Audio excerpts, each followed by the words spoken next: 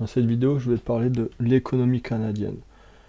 Tout d'abord, tu dois savoir que le Canada ne fait pas partie de l'Union européenne, même s'il a de gros accords commerciaux avec celle-ci. En effet, le Canada va être un partenaire stratégique de l'Union européenne. Les relations canadiennes-Union européenne sont encadrées par deux accords. Donc il y a l'accord économique et l'accord commercial global, AECG. Le Canada, c'est la 9e puissance économique mondiale avec un PIB de 1990 milliards de dollars américains en 2021 et le secteur tertiaire représente à lui seul plus de 67% du PIB. Donc on peut voir ici le PIB du Canada qui est à 1190 milliards. 1990 milliards. Donc maintenant, concernant le PIB par habitant, il est de 43 945 dollars américains, ce qui va faire du Canada le 19e pays avec le plus haut PIB par habitant.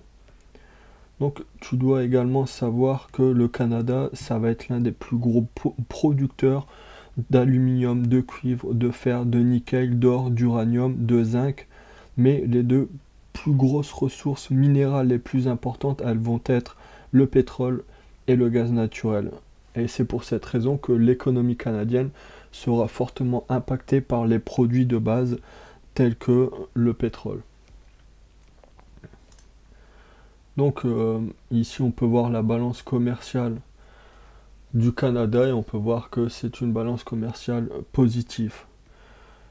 Donc concernant le pétrole, ce qui va nous intéresser pour trader la paire de devises, le loonie, donc l'USD-CAD, donc il faut que tu saches que le Canada, c'est en effet devenu le 6e producteur de pétrole au monde et ses réserves sont les 3e plus importantes après celles du Venezuela et de l'Arabie Saoudite.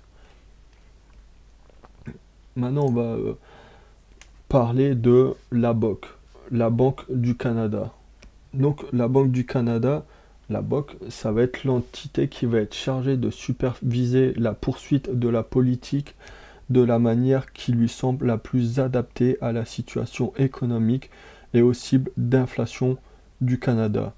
Donc, la politique monétaire du Canada et la valeur du dollar canadien seront fortement influencées par les prix mondiaux des produits de base, comme je te l'ai dit, tels que le pétrole, le gaz.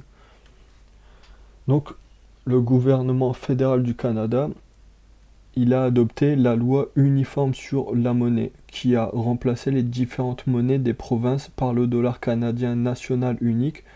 Et il faut que tu saches que tout au long de l'histoire du pays du Canada, le dollar canadien a fait pas mal d'allers-retours entre le fait d'être attaché au dollar américain et le fait d'être autorisé à flotter librement. Et il a été autorisé à flotter librement pour la première fois en 1950 et la monnaie a été indexée de nouveau de 1962 à 1970 et depuis elle est réautorisée à reflotter librement. Donc les dollars canadiens, ils seront frappés de la monnaie royale canadienne qui est située à Winnipeg dans la province du Manitoba et l'élaboration et la distribution de billets de banque aux banques partout du Canada va être relevé de la responsabilité de la BOC, donc de la Banque du Canada. Et concernant les outils à la disposition de la BOC, ça va être exactement les mêmes que celles de la Fed, de la BCE, de la BNS, etc. Donc au niveau des outils des banques centrales, il ne va pas y avoir grand chose qui va changer par rapport à ça. Donc maintenant on va s'intéresser un peu plus au dollar canadien, donc au CAD. Donc comme je te l'ai dit, le CAD c'est la monnaie officielle du Canada et elle est considérée comme une monnaie de référence, ce qui signifie que de nombreuses banques centrales à travers le monde vont conserver du dollar canadien comme monnaie de réserve. Et je t'ai dit que le dollar canadien était une monnaie reliée avec les produits de base. Donc on va voir ça maintenant avec le pétrole. Donc les ressources naturelles vont constituer une part importante de l'économie canadienne et c'est pour cette raison que le CAD va avoir une corrélation positive de 80% avec les cours du pétrole. Donc là on se retrouve sur le graphique du Loonie, donc de l'USD CAD, en données 4 heures. Donc chaque bougie sur le graphique va représenter 4 heures de cotation et tu peux remarquer aisément finalement la corrélation négative entre le Loonie et le pétrole et du fait en fait finalement de cette importance de cette matière sur l'économie canadienne. Donc ici tu peux très nettement voir la corrélation négative entre l'USD CAD et le pétrole. Donc concernant sa corrélation, le Loonie va avoir tendance à avoir une corrélation négative avec l'AUD CAD. Je vais te le mettre, l'AUD CAD. Donc il va avoir une corrélation négative. Et concernant ces corrélations positives, j'ai pas trouvé de réelle corrélation positive pertinente sur la paire de devises, sachant que toutes les corrélations avec l'USD CAD, ça va être finalement des corrélations positives avec des paires de devises mineures. Et les paires de devises mineures ne vont pas nous intéresser, nous, à trader. Donc elles ne sont pas intéressantes à voir. Ensuite, concernant les annonces économiques sur l'USD CAD, ça va être pareil que les précédentes paires de devises. Ça va surtout être les chiffres du GDP, donc le PIB, le NFP, le non-farm payroll, les retail sales, le CPI, l'unemployed rate, pardon. Donc toutes ces annonces économiques qui sont identiques à toutes les autres impacteront également l'USD CAD. Donc sur ça, il n'y a pas de grands changements, on va dire. Donc je t'ai parlé de la corrélation entre le Loonie et le pétrole. Et dans la partie corrélation commodity, je t'ai fait une vidéo beaucoup plus détaillée finalement de cette corrélation entre le pétrole et le Loonie. Donc je t'invite par la suite à aller regarder cette vidéo.